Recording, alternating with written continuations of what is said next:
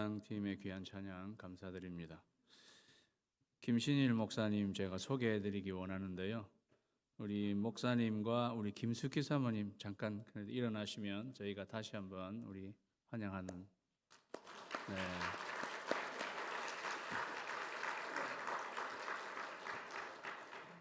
오늘 목사님 사모님을 처음 뵙는 분들은 우리 교회 아직 6년이 안 되신 분들이십니다. 김신일 목사님은 제가 2010년 10월에 세크라멘토로 이렇게 떠났는데요. 그 해에 4월에 우리 교회에 오셔서 음악 목사님 또 부목사님으로 행정 목사님으로 2010년에서 2016년까지 사역하셨습니다. 그리고 그린스보로 은혜교회 부임하셔서 또 지금까지 6년 이렇게 사역하신 목사님이십니다. 저에게는 형님 같은 목사님이시고 제가 존경하는 목사님이십니다. 이제 인디애나 은혜 한인 침례교회로 부임해 가시게 되었습니다. 목사님은 이렇게 은혜로 잘 가시는 것 같아요. 은혜로 잘 가시는 것 같아요.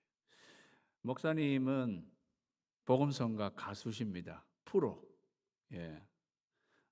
그래서 본인이 작사 작곡하시고 제가 세크라멘토 갈 때요, 목사님이 본인이 그 찬양이 담긴 CD를 주셨어요. 그래서 제가 그 CD를 들고 세크라멘토 교회에 가서 1년 동안 목사님 그 찬양 소리가 얼마나 듣기 좋은지 제가 1년 동안 새벽기도 끝나면 그 찬양을 1년 동안 계속 이렇게 들려주면서 성도들하고 같이 기도했던 시간이 있고요.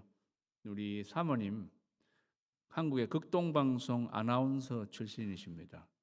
목소리가 그래서 제가 세크라멘토로 떠날 때 사모님, 제가 그때만 해도 설교 CD를 이렇게 만들어낼 때니까 설교 CD 앞에 멘트를 사모님이 좀 이렇게 넣어주시면 좋겠습니다. 왜 설교 CD 앞에 나오는 멘트 있잖아요. 세크라멘토 한인 침례교회 김준규 목사님의 설교입니다. 이렇게 하면서 몇 마디 나오는 그런 게 있어야 되거든요. 그것도 뒤에도 그걸 사모님이 목소리로 녹음을 해주셔서 제가 그거를 가지고 가서 설교 CD 10년 동안 그거를 앞뒤로 제가 사용할 수 있도록 사모님이 그렇게 해주셨습니다. 제가 목사님 사모님께 빚진 사람입니다. 여러분 더 이상 소개를 하면 안 될 것 같고요. 우리 목사님 나오셔서 우리 교회 출신 목사님이세요. 나오셔서 평범한 가정의 위대한 이야기라는 제목으로 하나님의 말씀 증거해 주시겠습니다. 우리 다시 한번 우리 목사님을 우리 사랑의 박수로 모시겠습니다.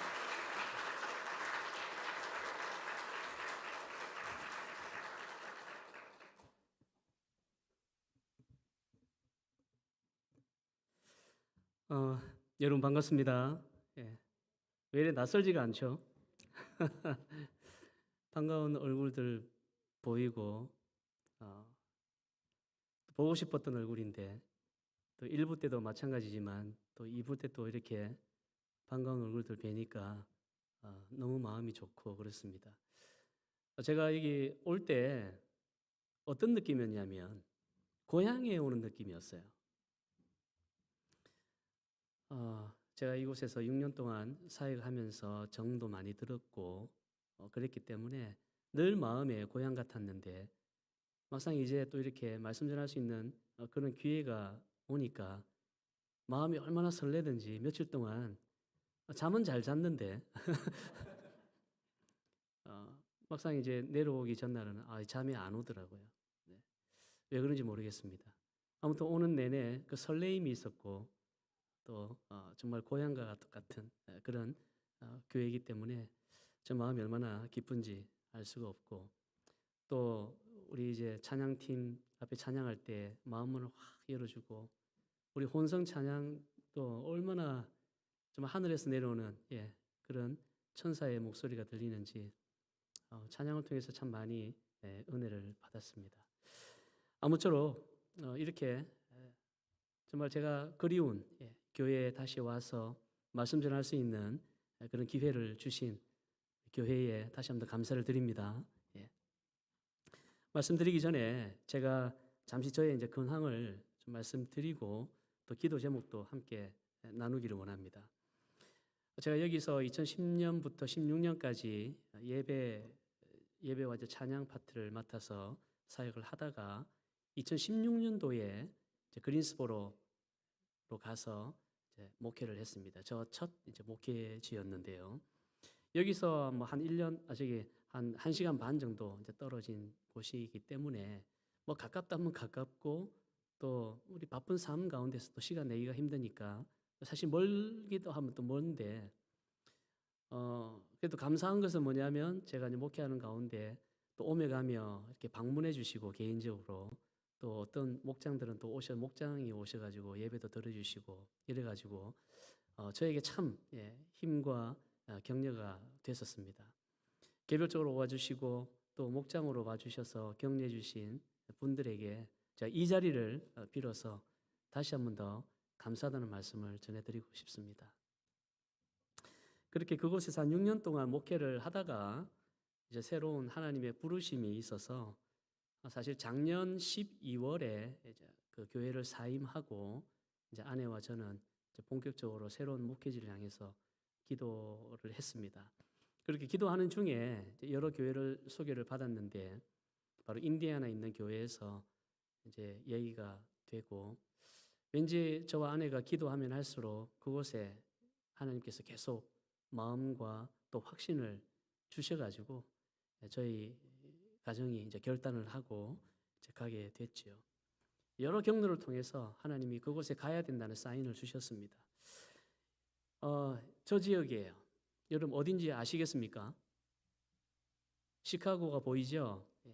시카고 바로 옆에 2시간 떨어져 있는 곳인데 아마 그 미국의 유명한 사립대인 노틀댐 대학교가 있는 곳입니다. 예, 받으시고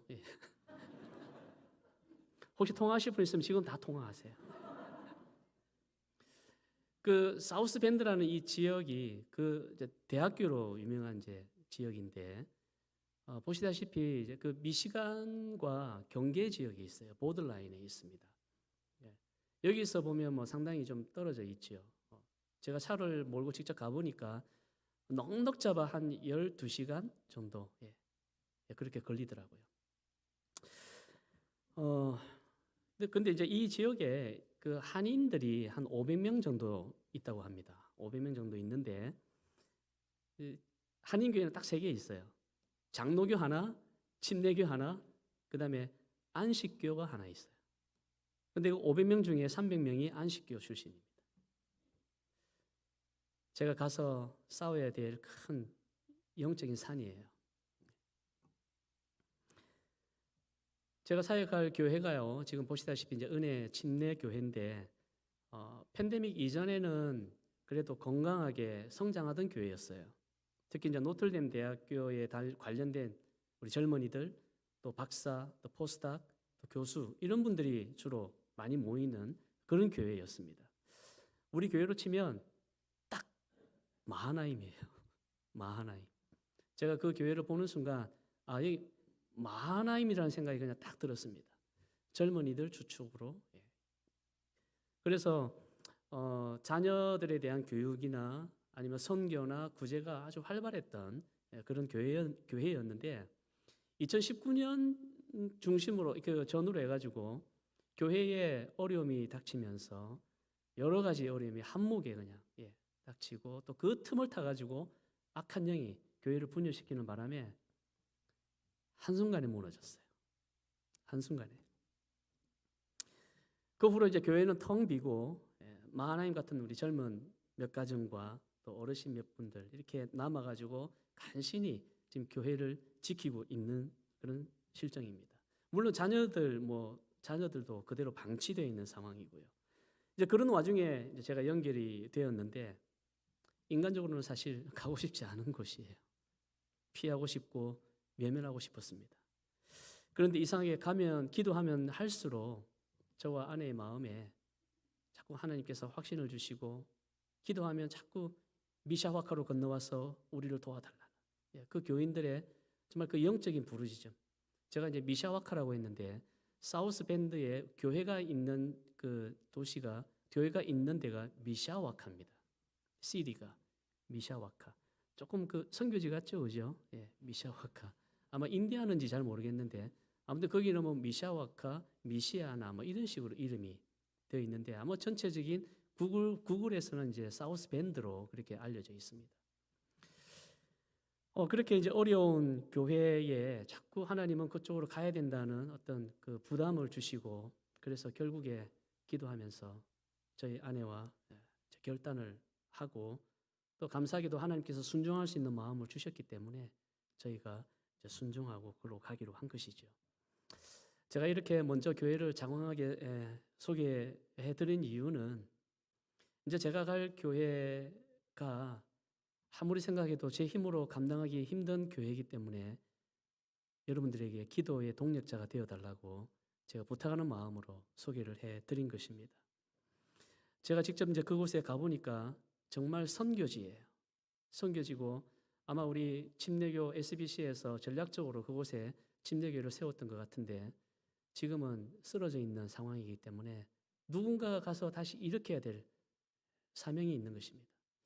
그런데 거기에 이제 하나님이 저희 가정을 부르셨기 때문에 아마 저희를 통해서 하나님이 또 하실 일이 있지 않을까 그런 또 기대감도 있고 그래서 가려고 하는데 막상 두려움이 있는 거죠. 기도의 동력자가 필요하다.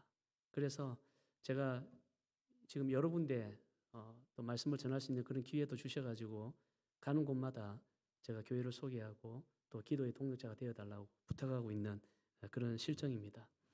우리 FKBC는 얼마나 또 선교 많이 하는 교회니까 제가 더 힘이 사실은 돼요. 여러분 꼭 선교하러 인디애나로 오세요. 시카고가 바로 옆이니까 혹시나 그쪽으로 지나갈 일이 있으면 절대로 다른 데 가지 마시고 인디애나 찍고 가시기 바랍니다. 그냥 바이패스 하시면 불꽃 같은 눈초리로 저희가 오셔서 쓰러져 있는 교회, 방치되어 있는 젊은이들에게 여러분 비전과 소망을 주시기 그걸 위해서 여러분들 한 번쯤 방문해 주셔서 같이 그 사역을 담당할 수 있다면 저에게는 큰 힘이 될 것 같아요. 또 아울러 저와 아내가 그곳에서 또 목회 사역 잘 감당할 수 있도록 여러분들이 기대해 주신다면 그것보다 더 큰 힘이 없을 것 같습니다. 같이 기도로 동참해 주실 수 있죠?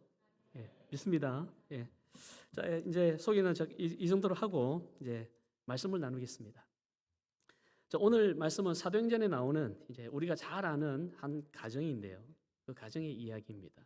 특히 이제 오늘 Father's Day를 맞이해서 더 어떻게 보면 의미가 있는 것 같은데 한 가정을 살펴보면서 주신 은혜를 함께 나누고자 합니다. 예전에 한국에서 개봉한 국제시장 여러분 영화 다 보셨죠? 1950년대 전쟁 이후에 60년대를 거쳐서 현대까지 모진 가난과 역경을 딛고 살아온 우리 시대 평범한 한 아버지의 이야기를 다룬 그런 영화였습니다. 6.25 전쟁으로 인해서 아버지와 생이별을 하면서 어린 나이에 졸지에 가족을 책임져야 될 가장이 된 주인공은 아버지와 헤어지면서 아버지로부터 이런 말을 듣습니다. 잊지 마라. 가장은 어찌든지 가족을 책임져야 된다. 그 아버지가 주신 그 말을 가슴에 품고 주인공은 고모가 살고 있는 부산 국제시장으로 가서 구두 닦기를 하면서 그때부터 이제 한 인생의 파란만장한 삶이 시작이 되죠. 흥남부두길에서 막내 손을 놓치는 바람에 막내를 잃어버리게 되고 남동생 대학교 보내기 위해서 그 등록금을 마련하기 위해서 독일로 광부로 가서 죽을 고비를 넘기는가 하며 여동생의 또 결혼 비용을 또 감당하기 위해서 전쟁 중인 베트남으로 가가지고 기술 근로자로 일하면서 총에도 맞고 하여튼 그런 죽을 뻔한 그런 고비들을 막 넘기죠. 그러다가 KBS에서 하는 그 이상가족 찾기에서 극적으로 막내를 만나게 되는 그래서 가슴에 맺힌 그 한을 풀기도 합니다. 그렇지만 그가 평생을 찾아 만나고 싶었던 아버지는 만나지 못하죠. 그러면서 주인공도 어느덧 머리가 허연 할아버지가 되는 그런 영화였습니다. 영화를 보는 내내 눈물을 참을 수가 없었어요. 아마 우리 보신 분들은 다 공감하실 겁니다. 영화 보면서 계속해서 훌쩍훌쩍, 예, 저기 여기 저기 예, 계속 훌쩍훌쩍. 저는 사실 그 세대는 아닌데 그 영화를 보면서 계속 눈물이 났던 것은 뭐냐면 우리 가정을 위해서 희생하신 나의 아버지, 나의 어머니의 모습이 계속 오버랩이 되니까 눈물이 멈추지가 않는 거예요. 제가 이제 부산 출신이기 때문에 어릴 때 국제시장에 자주 갔습니다. 근데 국제시장 가보면 조그만 그 너트, 볼트부터 시작해가지고 뭐 의류, 가구 이런 것들이 다 있어요. 우리 살림살이의 모든 것들이 다 국제시장에 다 있습니다. 국제시장은 평범한 한 가정의 살림살이를 상징하는 상징이었어요. 저는 이 국제시장 영화 그 포스터를 보면서 제가 부산 출신이기 때문에 국제시장이 뭘 의미한다 그게 피부로 와닿았는데 사실은 저의 눈길을 끄는 게 따로 있었습니다. 그게 자세히 보시면 가장 평범한 아버지의 가장 위대한 이야기. 이게 국제시장의 부제목입니다. 저는 이 부제목을 보면서 제 마음에 탁 공감이 되었어요. 그래, 우리 각자는 다 평범한 가정들입니다. 가정마다 지나온 이야기를 들어보면 정말 삶의 애환들을 다 가지고 있고 희노애락의 스토리가 우리 가정마다 다 있습니다. 제가 목회하면서 성도들을 만나고 그리고 그 성도들이 지나온 얘기들을 들어보면 끝이 없어요. 예, 끝이 없습니다. 그리고 그 가정마다 얼마나 그 스토리들이 있는지 밤새도록 들어도 미국 와서 고생했던 것, 뭐 별의별 이야기들이 다 있지요. 그게 다른 사람들에게는 특별하지 않다 할지라도 그 가정에서만큼은 정말 특별한 스토리인 것입니다. 우리는 누구나가 다 우리 가정만의 위대한 이야기를 다 가지고 있어요.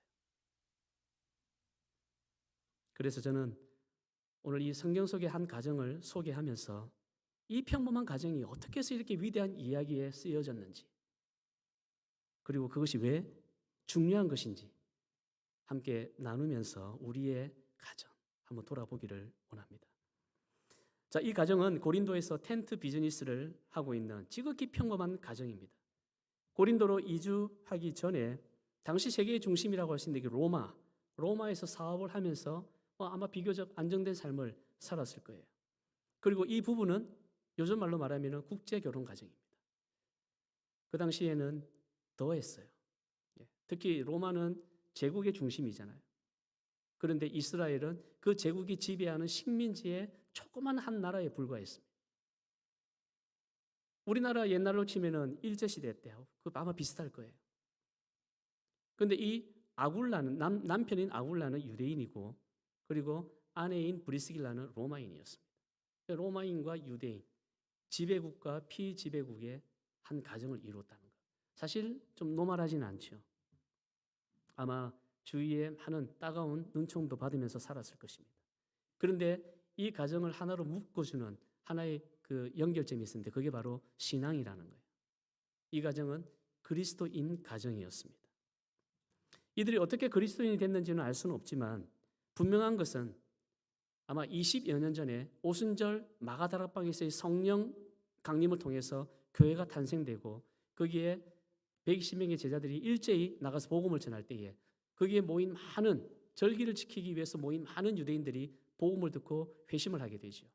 아마 거기에 직접 왔든지 아니면 거기에 이제 복음을 듣고 다시 이제 자기가 있던 지역으로 돌아간 그래서 로마로 돌아간 또 회심한 그리스도인에 의해서 복음을 들었든지 어쨌든지 간에 이 부부는 로마에 있는 그리스도인들 가정 중에 한 가정이었습니다.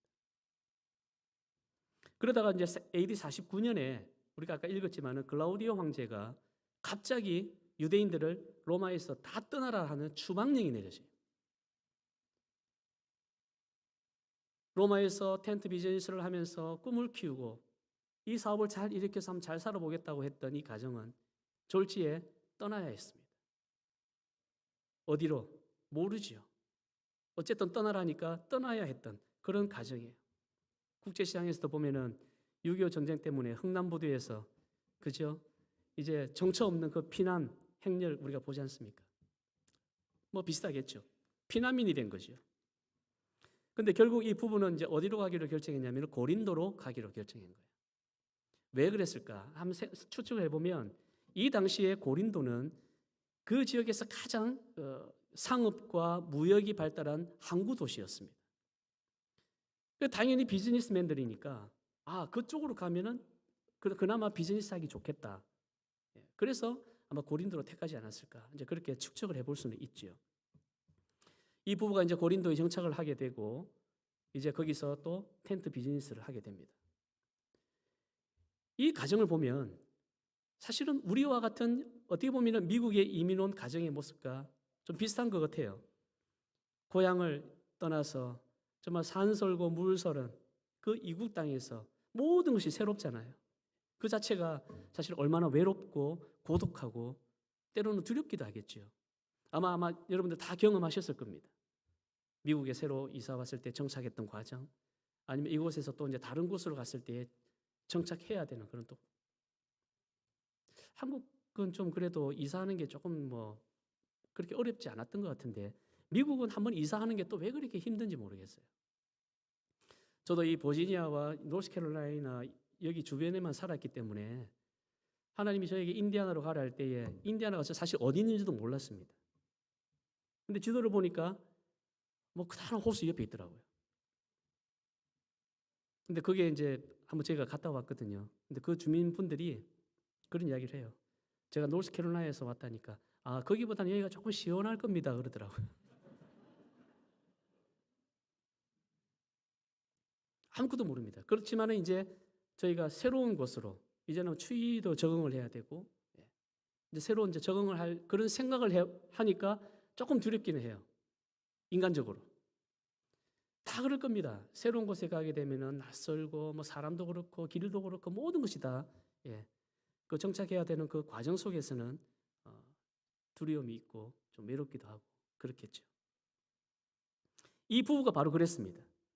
로마에서 고린도로 왔을 때 새로운 곳에 정착하는 그 과정 속에서 이들이 더군다나 원해서 온 것도 아니고 추방당해서 고린도로 갔으니까 조금 맺힌 것도 있지 않을까요?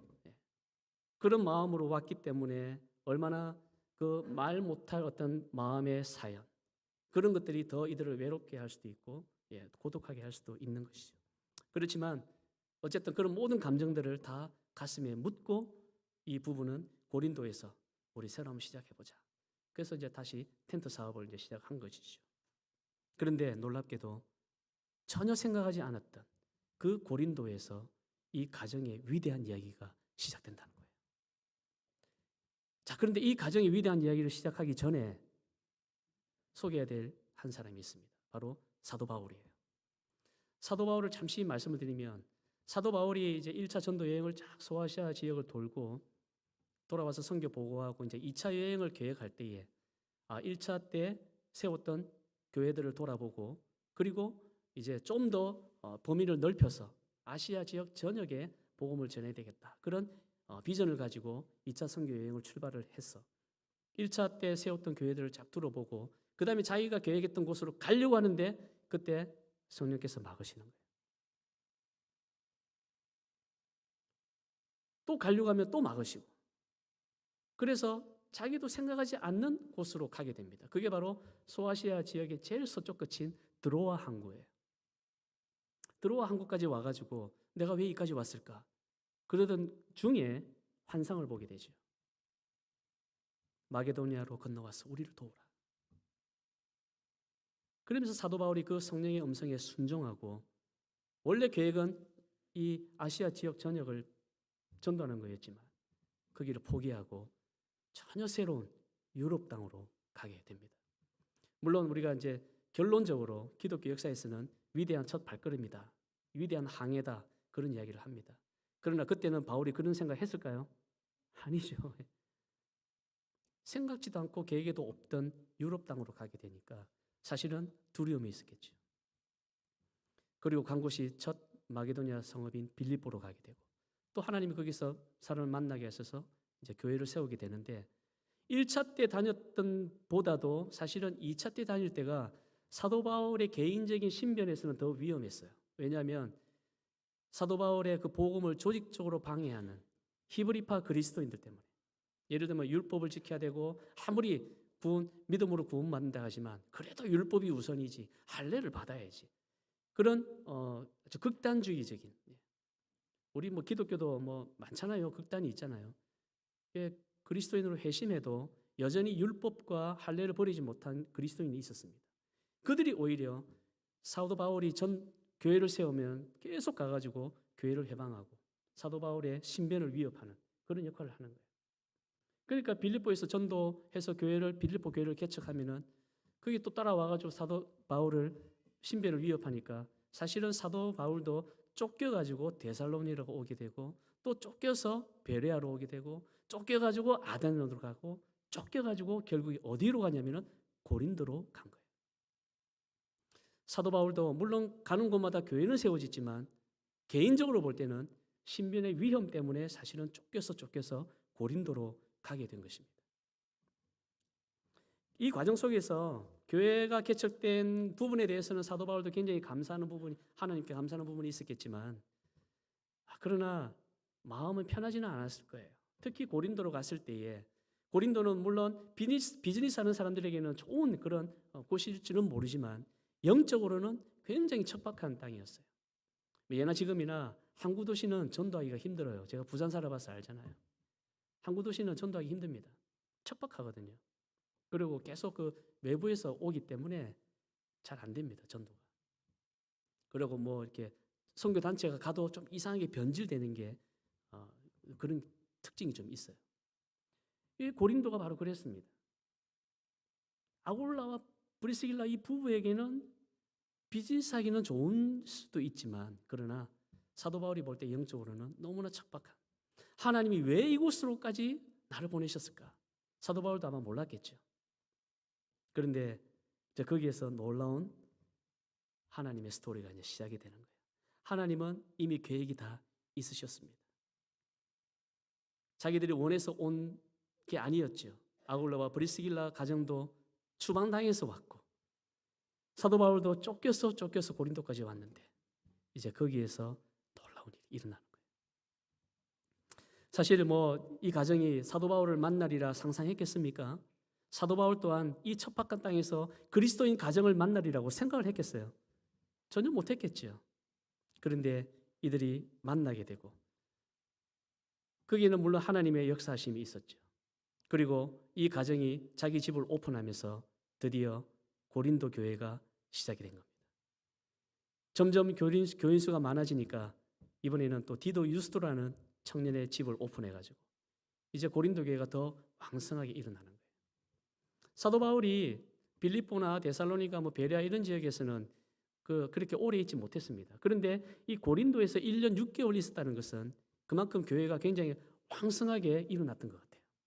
그러니까 1년 6개월을 다 있고 어느 정도 교회가 이제 안정이 되니까 사도 바울은 이제 안디옥으로 돌아가서 선교 보고를 하기 위해서 돌아갈 그런 계획을 세우고 가려고 하는데 거기에 이제 누가 동행하냐면은 바로 이 아굴라와 브리스길라 가정이 동행을 하는 것이에요. 우리 사도행전 18장 18절을 보시면 바울은 여러 날 더 머물다가 형제들과 작별하고 배 타고 수리아로 떠나갈새 브리스길라와 아굴라도 함께 하더라. 바울이 일찍이 소원이 있었으므로 갱그레아에서 머리를 깎았더라. 자, 안디옥으로 가는 그 길에 누가 동행했다고 했죠? 아굴라와 브리스길라 이 가정이 동행했다는 거예요. 여러분 이게 동행했다는 말을 그냥 흘려붙이면 안 됩니다. 사실은 처음에 만났을 때 이 가정은 어떤 관계냐면 복음 전도자와 그냥 평범한 비즈니스예요. 비즈니스 가정이 만난 거예요. 그런데 고린도 교회가 왕성해지면서 이제 안디옥으로 돌아갈 때에 이 가정과 바울과의 관계는 함께 동행하는 관계가 되었다는 거예요. 이게 이 가정으로 볼 때는 아주 큰 변화입니다. 사도와 평신도의 관계를 넘어서서 복음 안에서 동력하는 관계. 네. 결국 이제 바울과 이 부부는 안디옥으로 돌아가는데 중간 기착지인 에베소에 머물게 됩니다. 자, 근데 에베소에 이제 잠시 머물면서 또 복음 전하니까 또 이제 그리스도인들이 모이죠. 그러면서 교회가 또 시작이 되는데, 여기 사도 바울이 생각할 때에 아무래도 이 교회가 지금 생겨났는데 그냥 가서는 안 되겠다. 그래서 에베소 교회에 바로 이 가정을 남겨두고 사도 바울 혼자 들어갑니다. 여러분, 에베소 교회가 없어질까봐 더 든든하게 세우기 위해서 이 가정을 남겨두고 갔다는 거예요. 그러니까 이미 이제 이 아굴라와 브리스길라 이 가정은 이제 복음의 완전한 바울과 동력의 관계가 되는 것이에요. 그리고 이 가정은 에베소 교회를 든든하게 세우는 데에 아주 중요한 역할을 하게 된. 너무 놀랍죠? 그냥 평범한 비즈니스맨들이 이제 복음에 뛰어든 그런 가정으로 변화되었다는 거예요. 나중에 이제 3차 선교 여행 때는 에베소로 다시 오는데 사도 바울은 여기에서 3년을 머뭅니다. 여러분 잘 아시는 두란노 서원에서 강의도 하고 그러면서 3년을 머무는데 이 갔다 오는 동안에 에베소 교회를 얼마나 잘 지켰는지 에베소 교회가 그때 든든하게 세워져 있는 거예요. 그 중추적인 역할을 누가 했느냐? 바로 아굴라와 브리스길라 가정이 했다는 것입니다. 그렇게 보면 고린도 교회 그리고 에베소 교회 이 두 교회는 사실상 이 부부의 눈물과 헌신과 섬김이 그냥 씨가 된 거예요. 그런데 이게 다가 아니에요. 이게 다가 아닙니다. 이 부분은 또 로마 교회에도 큰 영향력을 미치게 돼요. 나중에 이제 글라우디오 황제가 바뀌면서 다른 이제 황제로 바뀌면서 추방령이 이제 해제가 돼요. 그러니까 흩어졌던 유대인들이 다시 이제 로마로 막 들어갑니다. 자, 그럴 때 누가 들어가냐면 바로 이 부부가 들어가는 거예요. 이 가정이 들어가는데 얼마 전에 추방당에서 나올 때는 그냥 장사꾼으로 나왔다면 이제 로마로 다시 들어갈 때는 복음 전도자로 들어가는 거예요. 놀랍지 않습니까? 완전히 달라진 거예요. 로마서 16장 3절과 4절을 보시면 너희는 그리스도 예수 안에서 나의 동력자들인 브리스가와 아굴라에게 문안하라. 벌써 이제 사도 바울은 이 가정이 동력자로 생각하고 있는 거예요. 동력자. 그들은 내 목숨을 위하여 자기들의 목까지도 내어놓았나니 나뿐 아니라 이방인의 모든 교회도 그들에게 감사하느니라.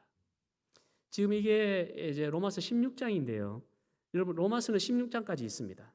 그런데 원래 로마서는 이제 로마서 편지잖아요. 로마 교회에 보내는 편지인데 사실 여러분 잘 보시면 로마서 편지가 15장까지 끝나게 되어 있어요. 15장 마지막 절에 보면은 평강의 하나님께서 너희 모든 사람과 함께 계실지어다 아멘 하고 딱 끝맺음을 했습니다. 펜에다가 마침표를 딱 찍었어요. 그런데 16장이 또 나오잖아요. 이 16장은 쉽게 말하면 부록입니다. 부록. 이미 사도 바울이 쓰고 싶은 말은 다 썼어요. 그래서 아멘하고 피리어드 했습니다. 그런데 16장에 다시 이렇게 여러 이름들이 약 40명이 넘는 여러 이름들이 다시 등장하는 거예요. 뭘까? 도대체 이 이름들이 누굴까?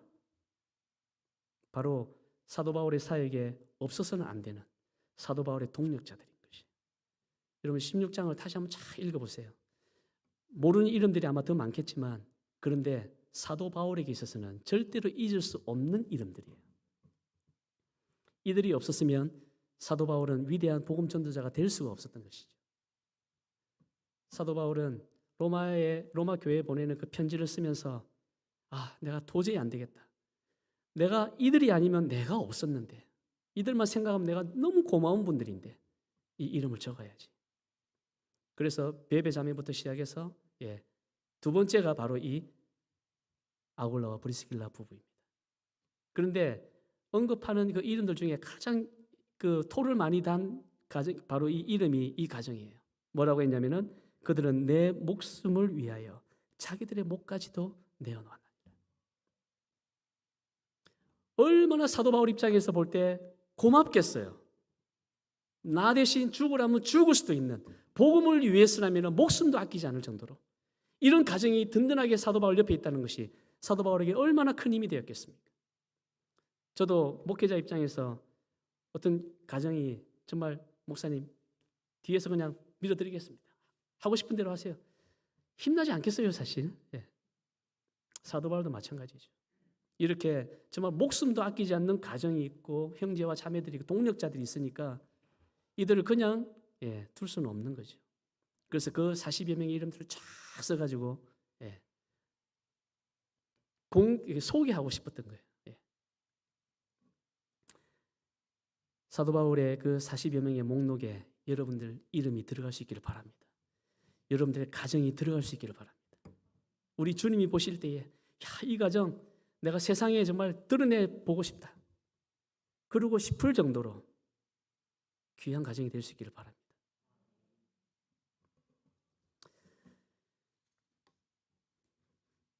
그들은 내 목숨을 위하여 자기들의 목까지도 내어놓았나니. 이 가정은 바울뿐만 아니라 가는 곳마다 교회를 굳건히 세우는 데에 정말 목숨도 아끼지 않고 헌신함으로써 모든 교회의 모범이 되었다는 것이에요. 그런데 여러분, 이 가정이 성경에 막 나오니까 특별해서 그럴까요? 특별해서 돈이 어마어마하게 많다든지 아니면 무슨 재능이 어마어마하게 특출하다든지 사회적 어떤 소셜 포지션이 있다든지 그럴까요? 아니에요. 성경에는 그런 일체 언급이 없습니다. 그들은 그냥 제가 아무리 봐도 그들은 그냥 평범한 비즈니스맨들, 장사꾼들입니다. 그냥 우리 주위에 흔히 볼 수 있는 그런 평범한 가정이에요. 그런데 그런 가정이 바울을 만나고 기독교 이 정말 2000년 역사의 무대의 중심으로 당당히 들어올 수 있었던 것은 저는 다른 것보다도 무엇보다도 이 가정이 복음에 헌신했기 때문에 하나님께서 그렇게 사용한 줄로 믿습니다. 예수 그리스도의 복음을 위해서 모든 것을 기꺼이 던질 수 있는 그 믿음의 큰 결단력이 이 가정을 평범하게 놔두지 않고 위대한 이야기의 한가운데 하나님이 놓으셨던 거예요. 고린도 교회와 에베소 교회 그리고 로마 교회를 세우는 데에 없어서는 안 될 가정으로 하나님 만드셨고, 그리고 신약 성경에 이 부부의 이름이 6번이나 나온다는 것. 여러분, 이게 보통이 아니라는 거예요. 한 번만 나와도 정말 평생에 감사할 영광인데 무려 6번이나 이 부부의 이름이 등장했다는 것. 보통이 아니죠. 바울의 복음 사역뿐만 아니라 초대교회의 역사 아니면 우리 2000년에 흐르는 이 기독교의 역사에 없어서는 안 돼. 또 가장 모델로 삼고 싶어하는 그런 가정으로 우뚝 세웠다는 것입니다. 저는 이것이 바로 우리 그리스도인 가정들이 모델로 삼아야 될 가정의 모습이 아닌가 저는 분명히 확신합니다. 이들은 그저 복음에 순종하고 뭘 바랬겠어요? 그냥 복음에 순종하고 목숨을 아끼지 않을 정도로 헌신했더니 하나님께서 이 가정을 가만히 놔두지 않고 위대한 복음사에게 계속해서 쓰임받게 하시고 나중에는 수많은 그리스도인 가정이 모델로 삼을 정도로 그렇게 사용하셨다는 겁니다. 저는 이거 볼 때 하나님을 잘 섬기는 가정은 하나님이 절대로 책임져 주신다는 그 사실을 다시 한번 확인하게 됩니다. 우리가 가정에 어떤 위기가 찾아오고 어려운 일이 있고 그래서 절망 가운데 주저앉아 있더라도 하나님만 잘 섬기면 절대로 하나님께서 버리지 않는다는 것이에요. 반드시 하나님께서 지켜주실 것입니다. 물 가운데로 지나갈 때에 물이 침몰하지 않게 하시고 불 가운데로 지나갈 때에 불꽃이 사르지 않도록 하나님께서 보호막이 되어주시고 분명히 그 가정을 지켜주실 거예요. 저는 믿습니다. 여호수아는 오직 나와 내 집은 여호와만을 섬기리라. 다른 거 생각 않고 오직 나와 내 집은 여호와만을 섬기리라. 그 정말 결단으로 주님께 헌신하고 하나님의 일에 헌신했잖아요. 그런 것처럼 우리가 어떤 상황에서도 믿음을 저버리지 않고 힘들더라도 하나님을 끝까지 붙잡고 있으면 하나님께서 반드시 그 가정의 위기를 기회로 변화시켜 주셔서 우리가 상상할 수 없는 놀라운 일들을 이루어낼 줄로 믿습니다. 성경은 바로 그런 이야기예요. 이 성경을 여러분 잘 보세요. 전부 다 평범한 사람들, 평범한 가정을 통해서 하나님의 위대한 이야기를 써내려간 그게 바로 이 성경입니다. 그런 이야기들 가득 차 있어요.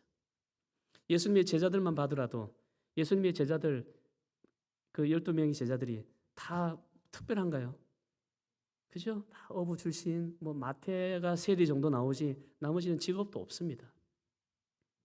아주 평범한, 지극히 평범한 사람들, 오히려 나보다 더 못한 사람들을 우리 주님은 제자로 삼으시고, 그리고 여러분 위대한 기독교 역사의 주인공으로 다 만드셨잖아요. 이게 하나님의 법칙입니다. 홍해는 갈라지기 전에는 그냥 평범한 바다예요. 그러나 하나님이 역사하셔서 가르면 그게 마른 땅이 생기고 물이 벽이 되는 놀라운 기적을 우리는 체험할 수 있는 거예요. 오병이의 기적만 봐도 우리가 알 수 있죠. 남자 5,000명이라면 애들과 어른들이 다 합치면 뭐 10,000명이 넘겠죠. 그런데 그 많은 사람들을 다 배불리 먹이고도 12광주리가 남는 이 기적의 첫 출발이 어디냐? 바로 빵 5개와 조그만 물고기 2마리. 뭐예요? 바로 평범한 한 끼 식사라는 거예요.